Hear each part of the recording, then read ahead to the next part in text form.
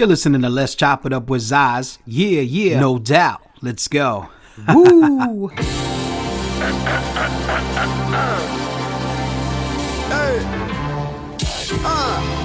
you ready? No shit, that's you. Hey, hey, hey, hey, yeah, hey. Let's chop it up. Let's chop it. All right, this is Let's Chop It Up with Zaz, and today we got a special guest. We got two special guests, man, no doubt. Wordsworth. What's up? And my man Jay. What's up, man? What's happening? Hanging in there, man. Hanging in there, man. Just out here trying to make good music. Oh, well, you're doing it, so they ain't no other way. You know what I mean? For sure. Wordsworth, man. Let me tell you something, beloved, man. I appreciate you so much. I've been watching you for years. I've seen you grow. I've seen you from the beginning, Lyricist Lounge,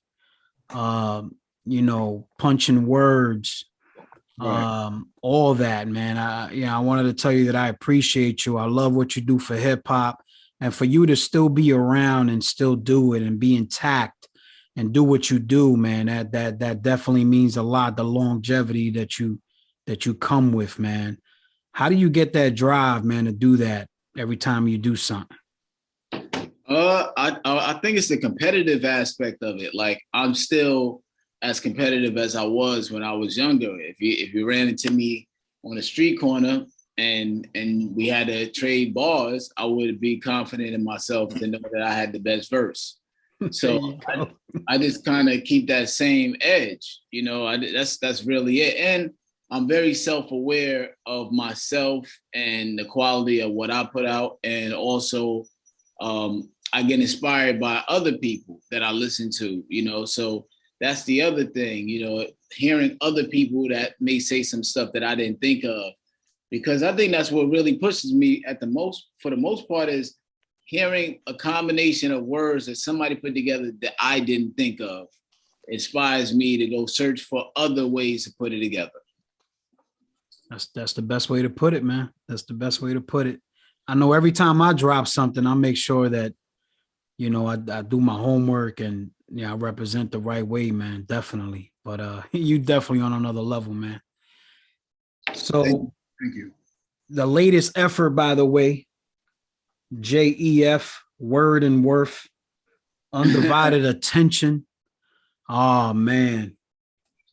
I'm going to start there, man. I'm going to start with that album here, man, with this EP. Is it, you consider this an EP, right? Or I think technically 7 songs is an album, but it's just sneaking under the door there. Exactly. But yeah, we worked together for a long time before this. So it was just a matter of really getting together and picking the beats and letting Words do what he does. It was, I mentioned before that, like, the most fun you have is when Words sends you the beat back with just the raw vocals on it. Like, what did he come up with this time?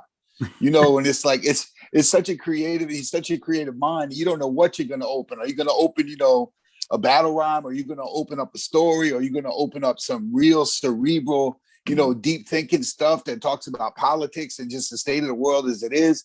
It's like, it's really, that's the most fun part of working with Words, is like, you don't know what you're going to get.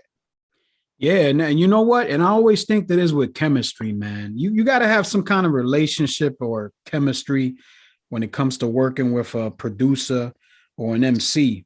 I feel like, I don't know, the outcome is better, man. I feel like I think more so now that you say that, not to cut you off, but more so now, because back in the old days, you were in the studio building with somebody. So now it's like you have to trust that person when you're not around to put down what you expect to hear, and vice versa, So it's like now that it's not so much a face-to-face thing, where you're really just sending each other tracks, especially when it was the pandemic. You have to have that chemistry. You're 100% right there. Yeah, definitely, man. I love that. So Words, what's your take on that?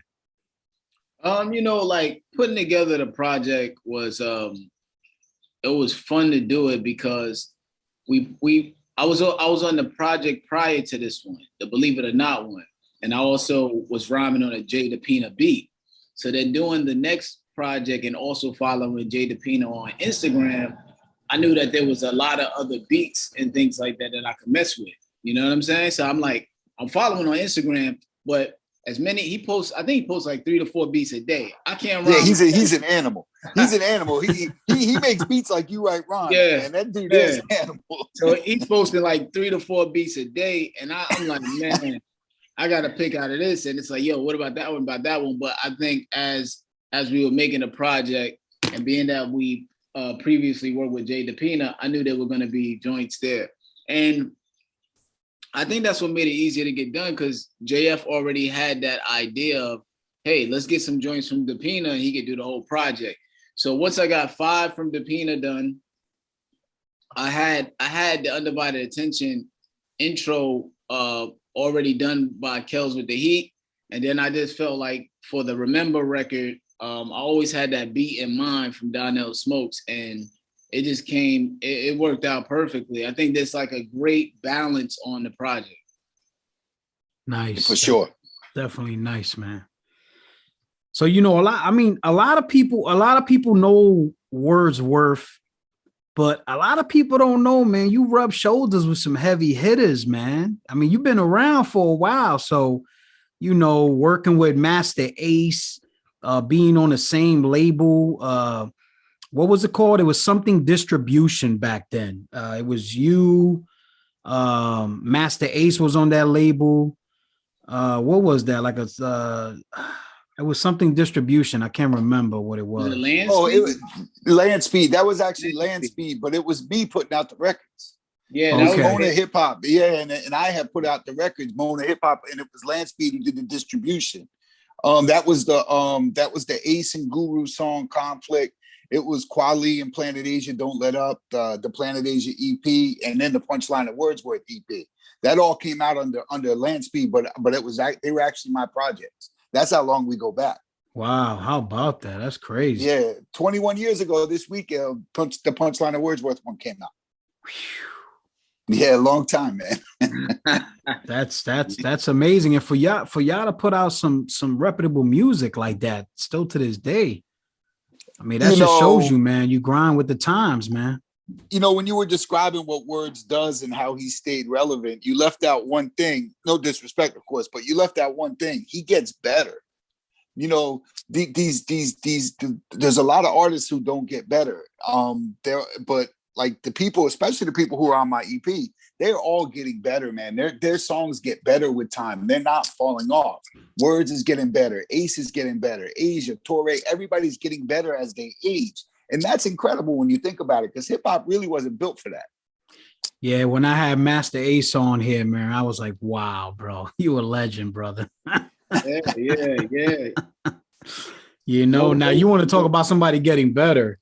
And that's exactly what I meant. Moving with the times, man. Yeah, you know? man. Move with the times, man. His albums get better and better, man. I loved Falling Season. I love Brooklyn, the Brooklyn Story with Marco Polo. It's just incredible how dudes get better. Words is, this project with Words, I can't wait to hear his album. He's got an album coming out in February.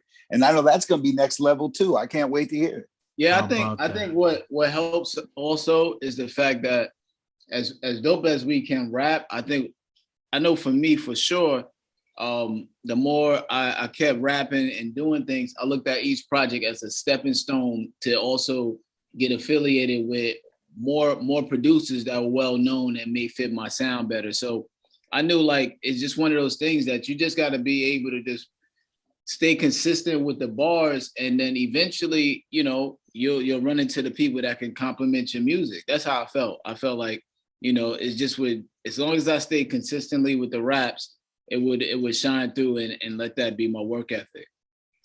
And that comes from the competition you were talking about, in my opinion. I think like you always walk the streets talking about, I will battle anybody, and that's kind of where we get along too, because that mindset, that energy went to stage when we were touring together, and then comes across to the records like, yo, we're as good as anybody out there, and that's it. And the confidence level and the competitive nature really keeps you getting better and better too, I think.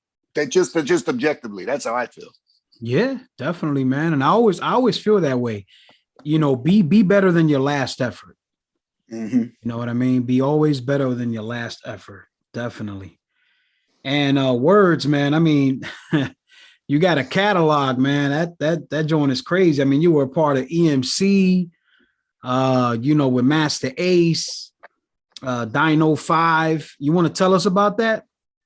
Yeah, so the EMC albums came about because JF, me, Punchline, Strick, and Ace, we toured for several years in Europe, and people were seeing us so often that it just felt right. Like the fans were like, yo, y'all should be a group.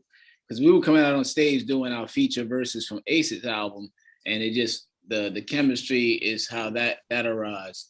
And then the Dino 5, the way we got to the Dino 5 project with Prince Paul, who produced that, it actually started from the SpongeBob SquarePants movie, and me and Prince Paul did a song for that first. So ironically, I hadn't worked with Prince Paul at all, but me and him have the same publishing administrator. So when he got that particular opportunity, our mutual publishing administrator, Michelle, said, why don't you get Words? Because he was looking for somebody to rap on it. And then I'll go out there. I finally meet Prince Paul. First time, like, oh, all right, this is kind of crazy. And then to get to the Dino 5, after the SpongeBob SquarePants, we actually do Dexter's hip hop CD, Dexter's Laboratory hip hop CD. He recruited me again. And then we just had this chemistry of doing cartoons. So then after that led to Dino 5. And then more currently, if you go on Netflix, Peabody and Sherman, season 1, episode 2 is me and Prince Paul. So we just have this thing with being able to do the cartoon thing because it's not as easy as some may think. There is a technique and method to it. So, that's the reason why it works. Every time we do it, if somebody calls Paul or me, we know exactly how to address it. So let me ask you, when are we going to hear another Prince? When are we going to hear a Prince Paul and Wordsworth album? I don't know, man. It's fun. I talk to Paul pretty often. I spoke to Paul a few weeks ago when Sinister came out, and I sent it to him, and he was like, "Man, you never fell off, man." That's beautiful, man. That was a great stamp, because I actually called Paul. So Prince Paul and Ace, they're like the people that I will call when I need advice, like sound advice, because they've been doing it so long. But I can call them about anything other than music as well. So I would love to do a project with Prince Paul, whenever he's in that mode to do it, Maybe I'll just have to ask him, yo, what's up? We're doing a project and see where he's at with it because, he's very methodical too, Yeah, you know what's so wild about that though, that you mentioned that? Like it's crazy because you could have a crazy relationship with a producer, and for some reason, like some of them don't even work together ever. You know what I mean? They just keep that relationship, to be cool, whatever. You might do something here and there, but like a full length, like sometimes it doesn't happen. Like there's a lot of albums that could have been and never made it. Yeah, and Paul, he did the music for the Malcolm X documentary, that series, docu-series that's on Netflix. So he stays in the mix, just doing all these various projects other than just rap music. I think he's into rap music, but he's more into like other things as well. But yeah, I may hit him up. You know what? I'm gonna probably ask him about that. Now you got me think. Come on, Prince Paul, what's going on, beloved? I never thought about it because I talked to him. I talked to Paul. I would probably say like at least every few months, at least every month or two. Like so. Let's get that going, man. Let's get that going. We need that. That's interesting. So Words. So when I first heard of you, right, I was like, wow, this guy's a monster in the cipher. I said, damn, a lot of artists, it's hard for them to transition from being a lyrical monster in a cipher to honestly going into a studio and putting something down that people are going to relate to. That's not easy to do. You conquered that. Thank you, man. I just paid attention, man. I pay attention. That's really it. Like, I don't take anything personal. I don't take like opinions personal. I don't take advice personal. I take it, listen to it, and then try to just absorb it. But like, yeah, I hear everything. Like everybody hears everything. It's just about like, how do you address it and take it and figure it out. So yeah, I appreciate that. I think I may have said this other day. I had a strategy though at one point. So when I first started rapping, of course I'm rapping about rapping. You know what I'm saying? As most of us do. And then what I started doing is just kind of like, instead of when I would get on a lot of feature songs, I would not do a verse about like how dope I was. I would just start doing verses that were like stories. And Yes. that's what helped me a lot, like get out of that. So like, you know, there's a JS1 album that it's like the beat is hard, but my verse is kind of story in a way, story form, you know, in different ways. So I just always trying to figure out if I'm going to do something, do it in a story form, and that'll help kind of get people to give me some more notoriety for that direction. That's amazing, man. That's definitely amazing. Now, you know, when your debut came out, Mirror Music, right? Your solo debut. When I saw that drop, I was like, man, I've been waiting for Wordsworth. Yeah. You know what I'm saying? Yo, listen, listen, I eat this, man. I sleep with it. I wake up in the morning. This is my life, brother. So when I see talent, man, I follow it till it's no longer on the radar, right? And even then, I'm still bang out the old Jones that came out. You know what I'm saying? So I'm always on it, you know? Right. So when this came out, I was like, wow, he finally dropped that joint. How did you feel between, because there was a gap between that time frame when you dropped Mirror Music? What was going on? Were you touring, or what's going on with that? Yeah, we was touring, put out EMC albums and things like that, but I also was waiting for a particular situation that never arose, you know? So that kind of wasted time for me, because I was waiting for a situation, like a deal situation to go through that didn't happen. So then all those years of waiting, it just, you know, luckily I was on tour with Ace and things like that. But from that right there, I learned I'll never wait again. No. I never wait for nobody. And time is precious, man. Time is precious. And that's what led to that lull of that gap, is that I was still putting out projects, but was waiting for like kind of a master plan to be all of it to be put together and work out. And then like the way we did the projects and stuff like that, I just kind of was, fortunately Ace had me on the road with him. You know what I'm saying? Because that's what kept me in people's faces. You know what I'm saying? So luckily, you know, I big up Ace for having me on those tours year after year after year after year after year. And you know, when I actually finished with the first album, Ace was one of the people that helped me as far as ending that first deal and working on towards something new. So if I didn't go on that tour for those years to keep the rep and name alive and the EMC albums, it would have been even more difficult to come back. Yeah, how about that? That is so true. That is definitely so true. But you definitely shine on that. And I think Half Tooth Records did a good job putting that out. Yeah, hey, they took a shot on me. The project came out. It was well received. It got an XL and double XL at the time. It actually helped me establish myself as a storyteller. So I got out the backpack vibe of battling thing. It actually put me on the path of just being, I think it put me on the path of having a career, period.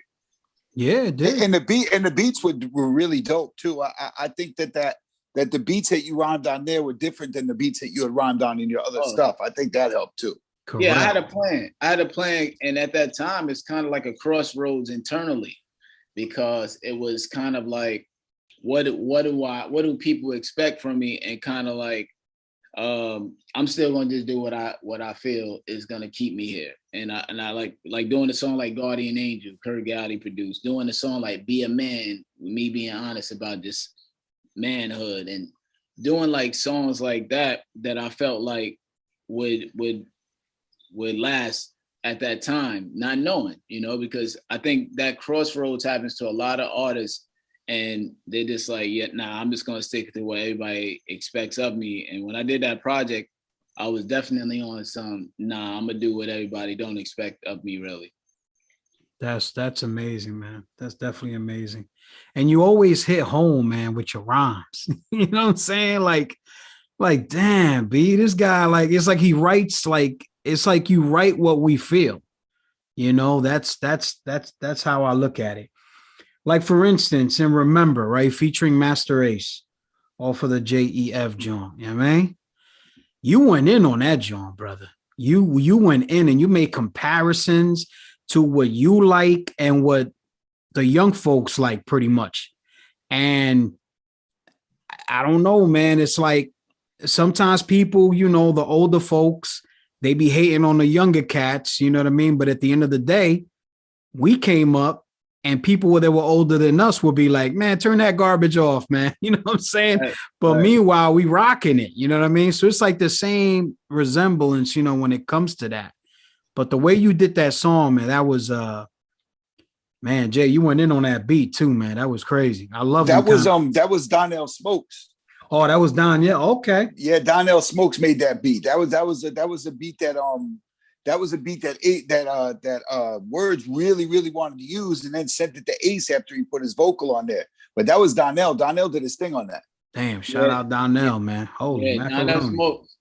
Donnell Smokes, I actually did a whole project with him in 2015, which is like one of my best albums to me, New Beginning. And that really, I think after that album, I was like, I'm gonna do an album every year. So since then, I dropped like an album or something every year, just based off of that, just staying inspired by it. But yeah, man, I was just trying to, when I heard the beat, I had that beat for a minute, and I was like, this beat is crazy. And then when I came with the concept, I text JF like, yo, wait till you hear this concept, man. I'm telling you. You know what I'm saying? Like, I knew, you know what I'm saying? I knew the concept was gonna resonate just off the basis of, when you think about it, whether lyricists or not, if you write rhymes or not, but just sometimes the coincidences of life and me being able to say XXX Temptation, but then also say DMX, it's kind of like. Right. And the crazy part was, I think when you wrote your verses and laid them, Biz May rest in peace was still alive. Yeah. And then you sent it to Ace, and Ace put that Biz part in there. It was like, it's just like the timing of it was almost like it was just uncanny. It was very strange. Wow. Yeah, and I felt that was kind of ill for even Ace to put something about Biz on my record, something so dear to him. Yeah, for sure. So, that was almost like a huge compliment that he would share that with us. Yes. Yeah, So that's I agree. I felt with that. But yeah, I just, one of my favorite lines is, you got a G-Shock watch. I used to watch Shock G. Yeah, that's dope. I like that one there. I was like, all right. So just like, I sat with that beat and then just was thinking about what was going on. And it means a lot to me. That record means a lot to me. And I think that's one of those type of songs that keeps me in that vibe of like, man, the way he's able to tell stories on these beats. Yeah, that's awesome, man. That's definitely awesome. So let me ask you, are you happy where you at right now, man, with your career and everything? You know what? Man, this might be the happiest time of my life with my career. Beautiful. Yeah, because of the evolution of my career. So for those that don't know, I'm a teacher, and I actually teach TV, film, and music production. So yes. I got a master's in music business. I got a master's in secondary education, and I put a book out. So I'm actually learning how to evolve using all the years of everything I did prior. So that's why I'm happier. I'm happy at this time, is because all the things I did prior are actually paying off even bigger and greater now, because I've learned to evolve with it and and apply it in other formats. So I think that's the main key, is that I've been able to take it and apply it in other arenas. And that's what got me happy, because I could have been at this age and kind of still wondering what's going on, or just thinking about it's all rap. But as I got older and as I was doing it, I realized it has nothing to do with just being all rap. You should be rapping and making music to actually kind of spread your wings towards other arenas. Exactly. And honestly, the way that the industry is set up now is perfect for somebody who works hard and creates good product like Words. You know what I'm saying? Like you can put out he could make 6 songs anytime he wants and put them out. He doesn't need to worry about, getting somebody to pay for this or somebody to promote this or that. And it's really just a great time. You could write a book and put it out. You don't need a publisher. You don't need anything. And I think that this really rewards hardworking, talented people now. This whole environment and the way that technology is doing it, man. And he stepped up, man. And people are stepping up, and taking advantage of it if they have the talent. But having the talent's the key, because nobody wants to hear a new album from every year if it's not good. No, definitely not. Definitely not. A lot of people, let's be honest, man. People say, oh, he's a rapper, or he's an artist. But you know what though, man? There's a lot of us, man, they got a lot of background, man, when it comes to education. You know what I'm saying? Right. Shout out to Wordsworth, man. SUNY College, right? Yeah. I went to SUNY Old Westbury. Yes. And that's dope, because like for me to graduate out of there years ago, I wrote everything in rhyme. So that's a big deal back then. That's how I graduated in all my classes. I wrote everything in rhyme. And that's amazing. Yeah, that's crazy. I still have the papers. I have all the papers too. Yo, you gotta put out a book with that, man. Yeah, that's gonna be in my autobiography. I actually have like a version of my autobiography with some of that in it. Well, most of it, if not all of it.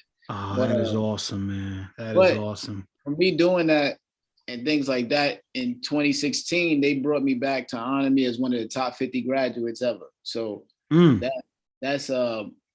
that right there meant a lot to me, because I was able to flew up to New York, and then my mom, everybody dressed up, tuxedos and dresses. Yeah, that's dope, man. And I had my boys from I ain't seen them in 20 years, and invited them, man. They came through, you know what I'm saying? They come through with the tuxes, and it was just crazy, because we knew all those nights of seeing me on campus with headphones, rhyme. Everybody knew I rap, but I got to shout out Dr. Hicks and Professor Terrell, and people just letting me do me. And it was let him do what he's doing, So I salute them a lot because of that.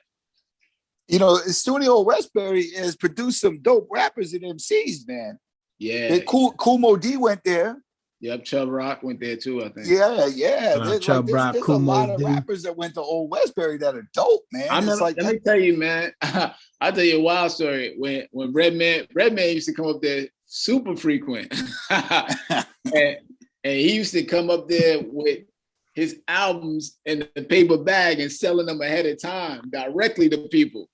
That's dope. How about that? That used to be kind of dope, man. That was dope to see Redman just walking on campus yo, I got my album, $20. And I was like, that's great.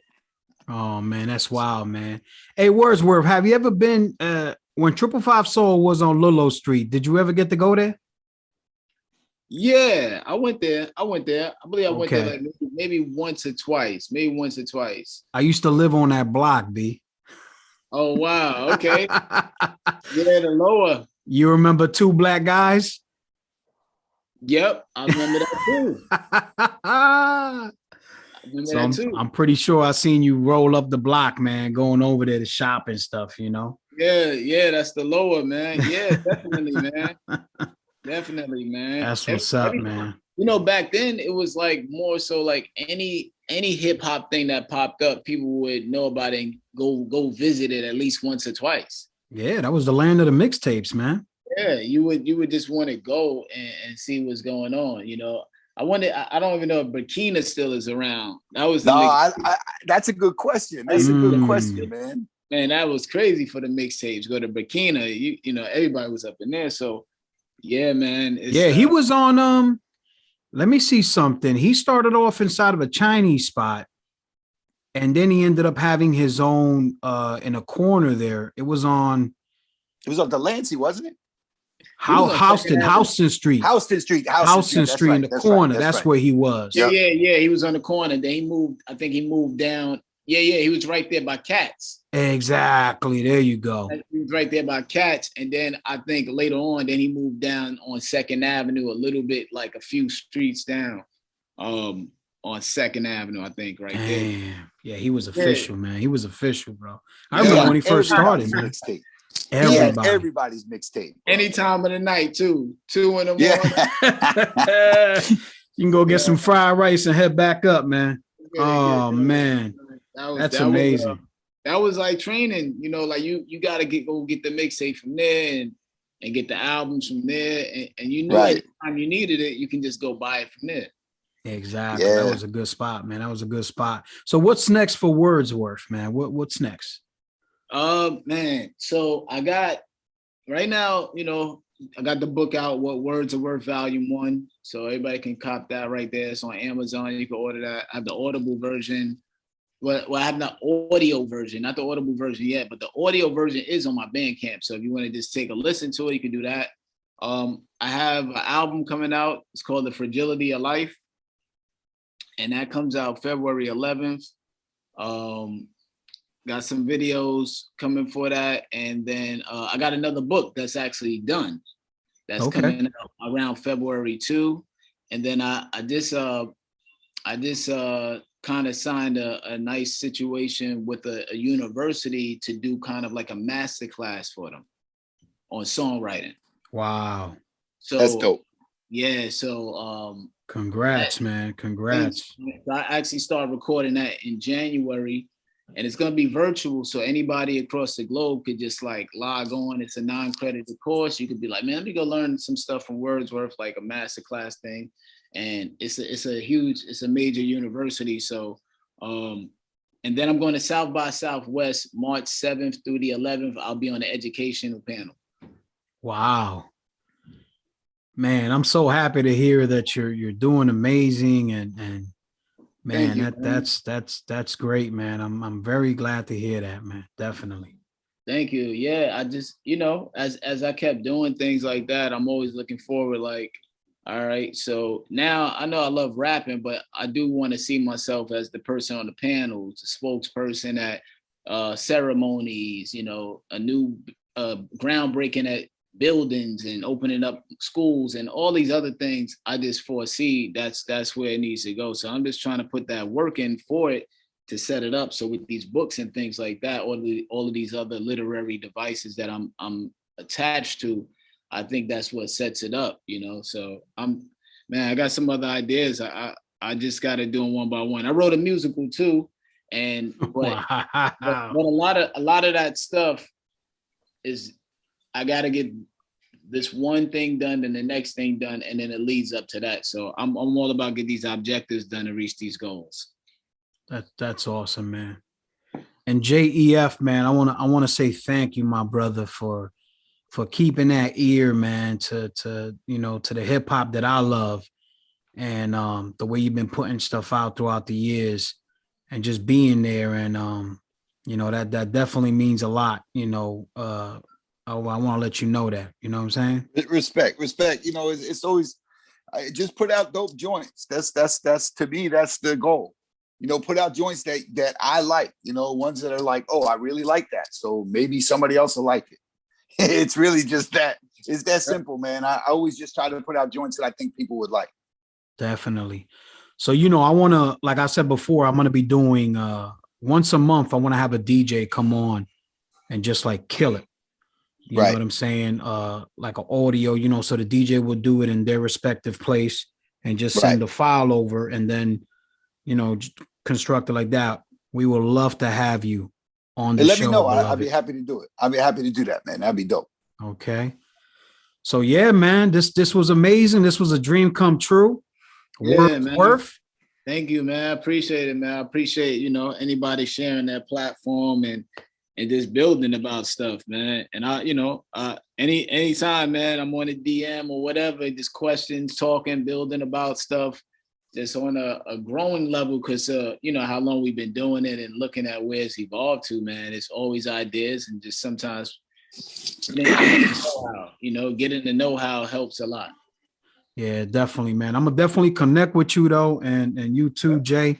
I'm gonna DM y'all both, and we're gonna definitely keep in contact, man. Because you know, being around positive people, man, that's how you get it going. You know what I mean? Yeah. So, yo, man, this was Let's Chop It Up with Zaz, and today we have Wordsworth and Jay-EF.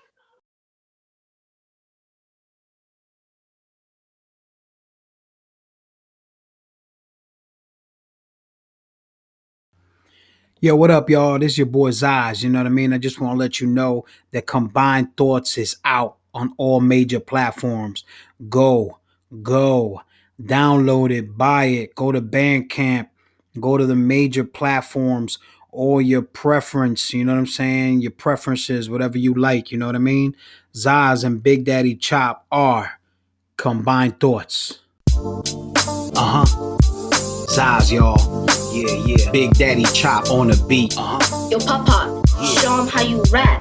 This King's Eye. Let's Work so hard to eliminate the starve. The drop has arrived. Locals to worldwide.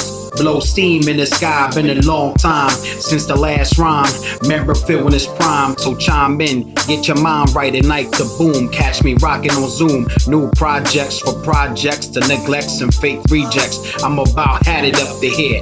Gotta have an ear. The flow artist of the year. Real talk, you disappear, otherwise get near. Popping over here, come get some. You wanna run, turn slum. Drum on these Big Daddy Chop tracks for y'all crumb.